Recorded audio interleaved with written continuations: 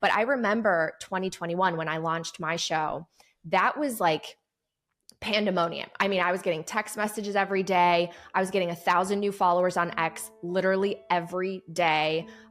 Just nonstop hits. It was like this zeitgeist. I was like, whoa, there's clearly a demand for this. And then the FTX thing happened and the bubble popped and the winter came in, crypto winter, and things have not gotten back, I think, to that level of just retail craziness that you and Preston and other podcasters have described to me, that like all of a sudden it's just a hockey stick. It goes off and it's crazy. Personally, I don't know where that is, because the people in my life, and maybe this is why I'm not burned out at all, it's like I'm shouting up about Bitcoin, Bitcoin, Bitcoin.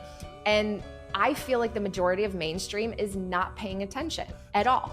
Yeah, you're right. So that I experienced that in 2017. I launched the show and very quickly grew. And I went through that I caught the kind of tail end of that bull market, and it was crazy. And then I got the same in 2021. And I sensed it wasn't going to happen in 2025. And I think there's a couple of reasons. The unit price is scary for people. They see 100K, and it doesn't matter what you say or what you do, people say it's too expensive, they've missed it. They just that's a reality of it. So that is part to play. But I also think a lot of people are now acquiring Bitcoin or exposure to Bitcoin passively. Whether that's through an ETF, somebody who's managing their portfolio, whether that's through something like MicroStrategy. I just think it's a lot more passive, and that's fine, and that's okay. But I think that's the reality of it, and I don't see a very significant retail bull market coming like it used to, where people are buying Bitcoin on exchanges like they used to, where they're moving to cold storage like they used to, where they're getting on Bitcoin Twitter, where they're following people and reading all the books. I just don't see that happening, because I think the exposure is happening in the background. And that's good and bad. There's like good and bad things regarding that. It's not great. So you don't think it will ever happen? Like those types of bull markets will never come back? No, I think they're done. I think we've had those. I think that experience is done. I mean, look, I could be wrong. 2029, it might be different. The world might be melting down and people realize they need Bitcoin. But I don't see it happening. There was another kind of key signal. Do you guys think it's done? Do you think bull markets are done exponentially, parabolically wise? Let me know. Me as well. And you've probably noticed this. This is probably a good one for you, is that when I started the podcast in 2017, I wanted to interview Charlie Lee and Jameson Lopp, and I wanted to interview Giacomo Zucco, and et cetera, et cetera. And then in 21, it was more like Lynn Oldham was somebody, and Michael Saylor. There was this like new crop of people that you wanted to interview. And I've observed from far on your show, and like Danny took over What Bitcoin Did, and I haven't seen these new names coming about. These kind of, I know there's some people within the MicroStrategy sphere of people, but I haven't seen these new personalities and names come. I'll start, and this is a lame one, but Samson Mao, maybe. I mean, there's kind of those two Asian guys. There's that Samson Mao, and then there's the guy that kind of talks like this. He's almost like a gay Asian man. He kind of talks Bitcoin's gonna go to $10 million. It's just another, I don't know who that guy is, but that would be the closest to me of like new personalities coming into the Bitcoin YouTube sphere that is new. I don't know. Do you guys know, am I getting them wrong, Tommy Lee and Samson Mao, or are they? Yeah. Your Jeff Booth, your Lynn Aldens, right. You know, your big hitters where you guaranteed you're going to get big numbers, and a new batch of them. Like, I just haven't seen it. I think that's all aligned. I think that's because the big wave that's driven this is really institutional. It's institutional, and there's some government acquiring Bitcoin. And it might be that in some ways we made it. And I know you should never rest on your laurels, and we haven't really made it, but in some ways maybe we did. In that the regulatory threat's not there anymore. We got the ETFs. The institutions have come, the governments have come. Maybe we just made it without even realizing. And maybe there comes a time where, I mean, I would expect, I don't see you doing a Bitcoin podcast in 4 to 8 years. It will be the Natalie Brunell show, and I think it'll be more, because you do some. I like your look here, because this is a funny, this is like the moment she naturally would push back, I think, but I think just she's a good interviewer, so she's just like, interesting. Let's see if I can pause it on it. Cast in 4 to 8 years. It will be the Natalie Brunell show. We've all seen that face on our girlfriend before when you say something that goes against everything. She's like, I think he's right. I think save for like some massive parabolic moves, I don't think there'll be much of a Bitcoin YouTube sphere, even if YouTube's around, because you got to remember, like, a lot of these channels will be replaced with AI, probably in the next 4 years. But continue. And I think it'll be more, because you do some interviews which aren't just Bitcoin focused, and I think that will probably be the natural path, because otherwise we all look like the Bitcoin versions of Peter Schiff, where actually there's wider issues at play which Bitcoin is tangential to, that we'll end up discussing. So I think it's the natural journey for Bitcoin, but I think there's a lot of these signals that say those retail bull markets are just not a thing anymore. We tend to have 3 to 4 of these massive 30% drawdowns before we get the 80% drawdown, but we're getting kind of 5 to 10% drawdowns that just getting eaten up. And then what happens is, and it's almost like during that phase of consolidation that all these treasury companies are buying up and buying up and buying up. We see a shoot up in the price, all the FOMO people shoot in, they get over leveraged, and we just reset. But we haven't seen these like really big 30% drawdowns. So everything feels a bit different. I'd agree. Yeah.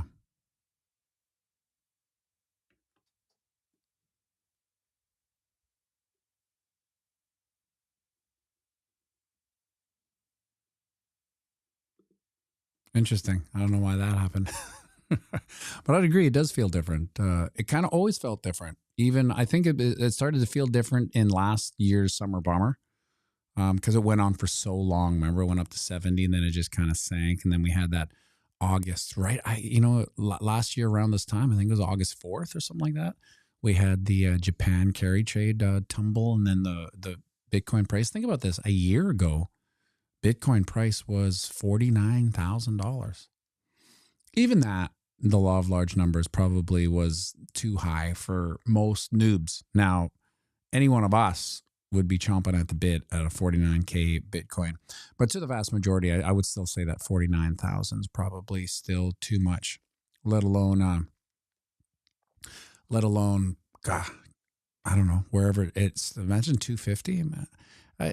It'll be weird to see it. It'll be a definite example, a psychological example of how retail and the normies will look at it. They'll either be completely repulsed. Like, so there's nothing more like when I come across bears, to me, they're just people that missed the bull market, right? So they're bears because they hate the fact that they missed it. So they got to kind of poo-poo it. I get it. I'd probably be the same way, but it'll be interesting to see if there are that retail FOMO. Because you would think that last year, arguably, some of the most retail FOMO we saw was the 50 to like the end of the run, which I'm still thinking is probably, in the law of large numbers, the cost bias pretty high too, like 50K. 50, and obviously maybe they were just, they knew at that point in the bull run that they could get in for like, 500, 1,000, or perhaps they just had those disposable government checks coming in. I think that was a big liquidity factor back in that bull run. Maybe the bull, like, for the vast majority, it's almost sad, because the great wealth transfer that Bitcoin was set up to be outside of this community and early adopters, it really went from like already wealthy to mega wealthy. And now a little bit of is a slight change of the guard, I suppose. It's not the same old, you have some of the dinosaurs, the Chucky Mongers and whatnot, sayonaraing the concept, and that's fine. because finance, science, medicine, it all evolves one funeral at a time. That's why in politics, so to speak. So that's why it takes so long. And then we see the emergence of the Michael Saylors, who will probably go down in history.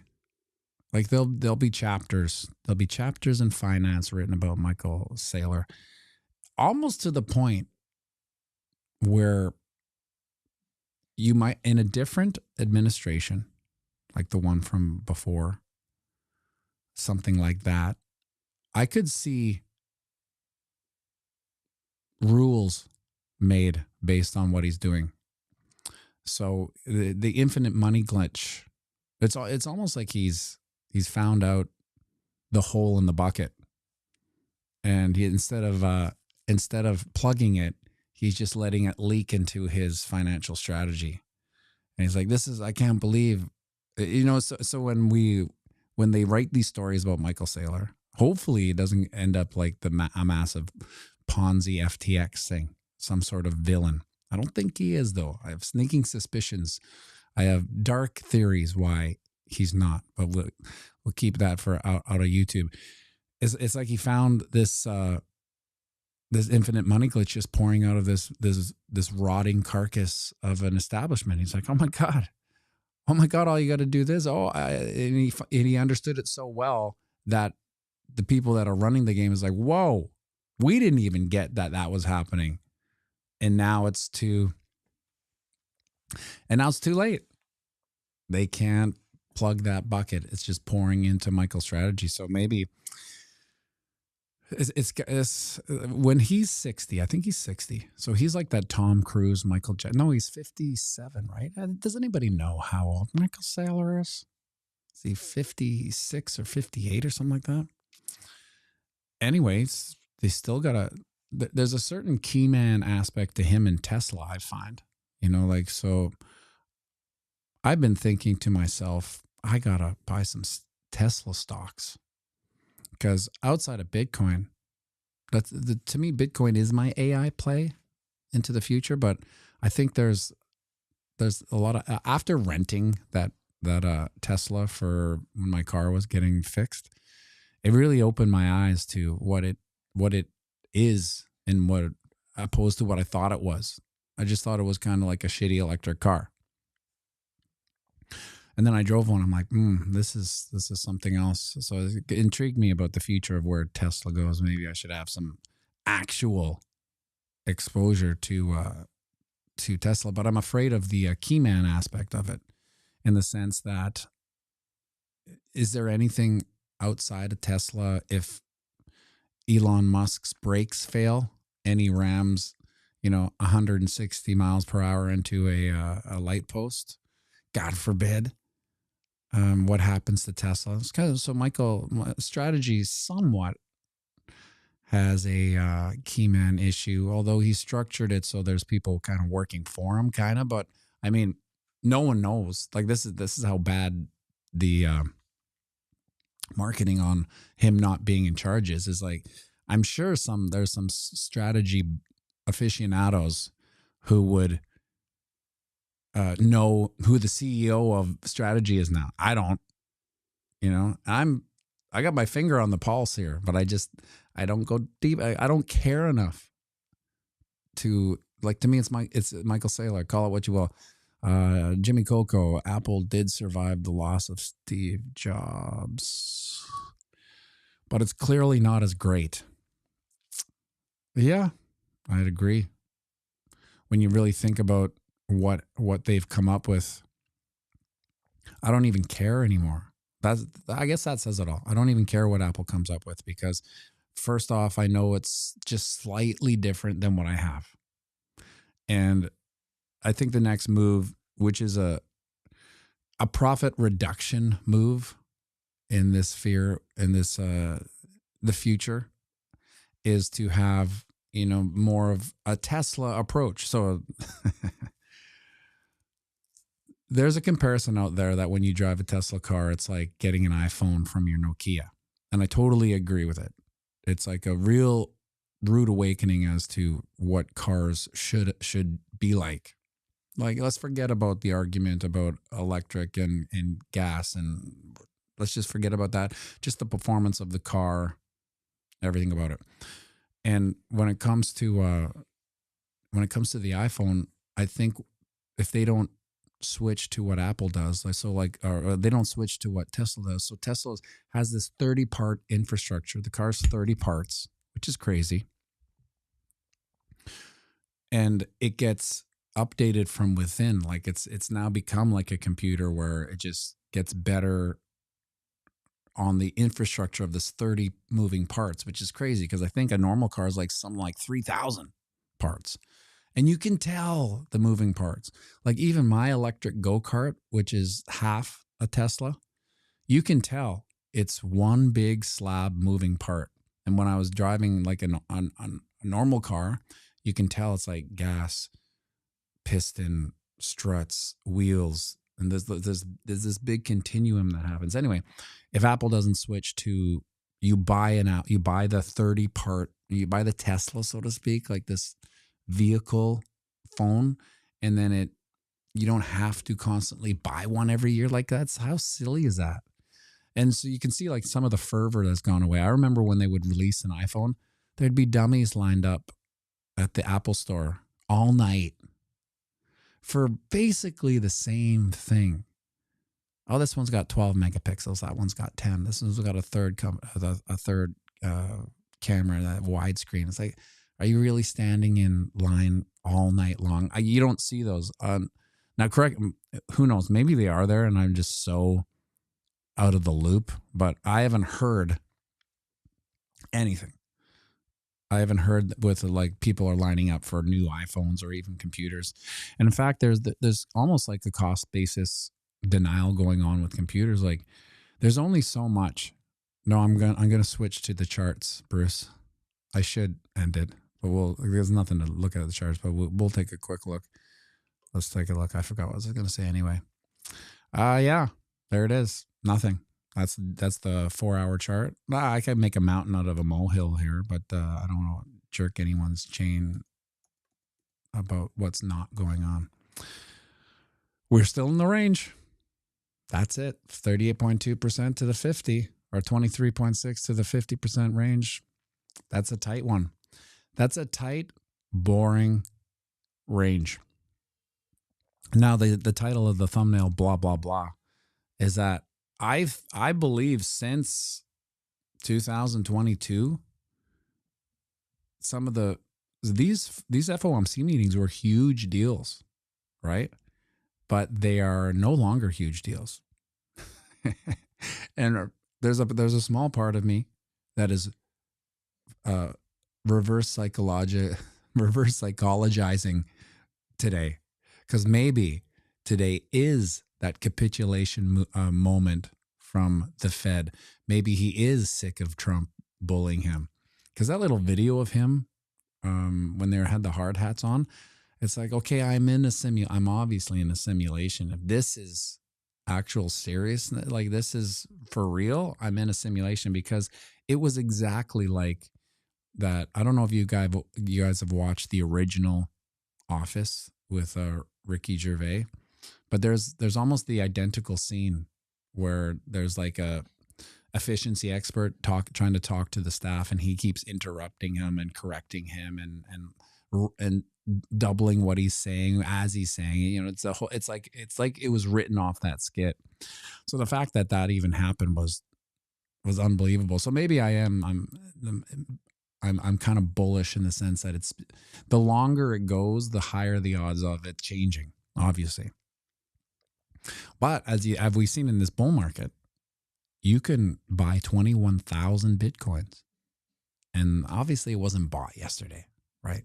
So first off, you see that I understand the frustration in X and Twitter when if you just read the comments under Michael Saylor, it's like, we just purchased 21,000 Bitcoin at a percentage of this, blah, blah, blah, blah, blah. And the comments, and the price tanks and the price goes down. Obviously they didn't buy it yesterday, but you know what I mean. How many times have we heard these massive buys? Like this, imagine that buy in 2021. It would be crazy. But of course, nothing happens because we're slightly retroactive, and then it's all OTC. And I was hoping someone was like, when that wallet sold 80,000, because I don't know, 6 months ago, a year ago, I was always repeating, buy on the OTC, sell on the exchange. And it was always a joke because these big companies are still going to sell OTC because of slippage. And if you don't know what slippage is, it's imagine like the exchange is balancing plates, and all the plates are potential buyers at price points, right? And so if you're trying to sell 80,000, the slippage occurs because you get one buyer here at, 116, and then this buyer, the plate fault, he's gone. And so the next time you go, it's got to be a lower price. So all these Bitcoins get sold at different prices due to allocating buyers for these big packages. When if he really just wanted to go to the exchange, he could have got the same price for probably all of them, because the OTC desk, because they would carry the cost. They would merge the deal between 116 or what have you, because people on the OTC are also looking for deals. They'll say like, yeah, I'll buy 10,000, but I want them at 114. And all this happens outside of the exchange.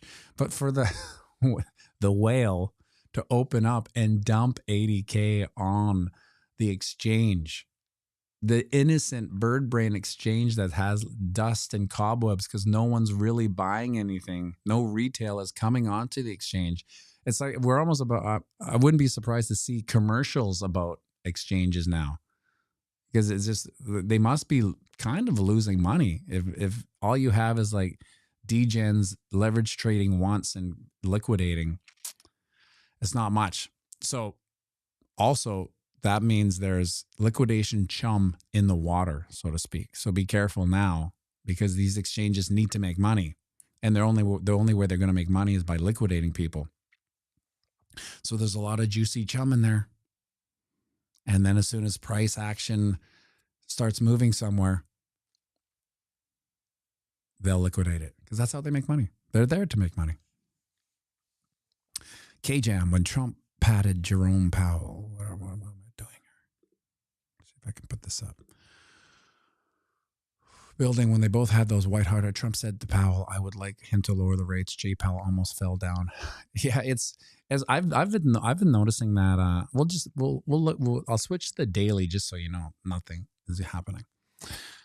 Even when I added this guy here, this old fat guy, he represents to me the state of the market right now, and retail, just sleeping as we test 120.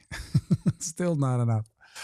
When I've been watching his videos of him just demolishing these politicians. Now, whether you're a Trump fan or not, it's interesting to see the power dynamic in front of you, because you have that Keir Starmer and Trump, and Keir's is almost being set up by a reporter to tell him his stance on like farmers and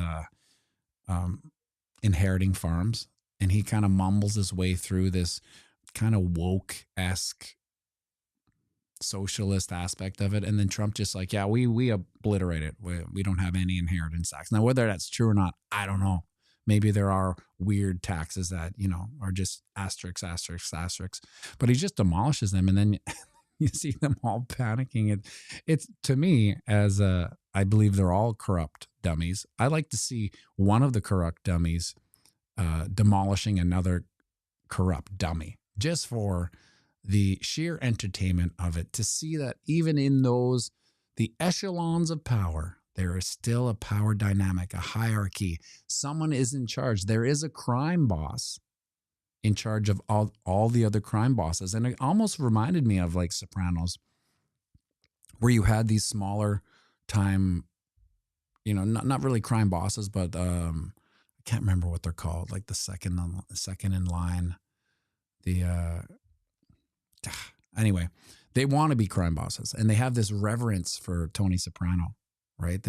You can tell that they respect Tony Soprano, and they will do whatever Tony Soprano says. You kind of see that now when Trump is talking with these capos. That's right, Laserface 2030. Capos, you can see them. They're scared, and they're kind of walking on eggshells. Only because of the power dynamics. Not that Trump is some great, powerful person, but he's in charge of the most powerful economy in the world. So the leverage is insane. His economic leverage is for the history books, that he can push around everybody, you know, until he can't. Make sure you like and subscribe and share this video.